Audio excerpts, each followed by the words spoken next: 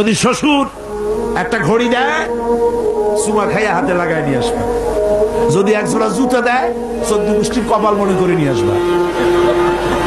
শেরওয়ানে দিল, আলহামদুলিল্লাহ বলে গায়ে দিয়ে নিয়ে আসবা। তোমার তো তৃপ্তি হওয়া উচিত। আমার শ্বশুর, আমার শাশুড়ি, তার 18 বছর, 20 বছর, 22 বছরের কলিজার নিংড়ানো স্নেহকে উজাড় করে দিয়ে তার কলিজার টুকরা মেয়েটাকেই তো দিয়ে দিয়েছে আমাকে। এর থেকে টেলিভিশন বেশি, রেডিও বেশি, গাড়ি বেশি, বাড়ি বেশি? বিবাহ করবা মহব্বত করে, নিজের টাকা দিয়া, বাপের টাকা দিয়া, সোনা দিয়া, দানা দিয়া, কসমেটিক্স দিয়ে, সুন্দর সুন্দর শাড়ি দিয়ে সাজাইয়া, রানীর মর্যাদা দিয়ে বাড়িতে এনে সম্মানের সাথে রাখবে।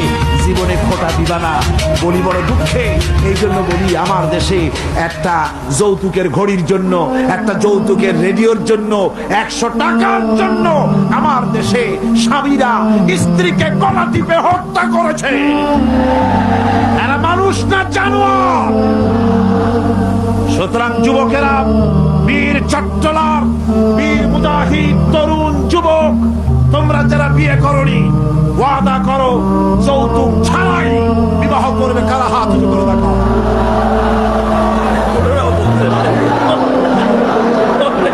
বুড়ারা হাত তুললে তো মনে হয় না আবার বিয়ে করতে চায়। বুড়ারা না, জওয়ানেরা, জওয়ান। বসো বসো বসো বসো। আলহামদুলিল্লাহ, আলহামদুলিল্লাহ।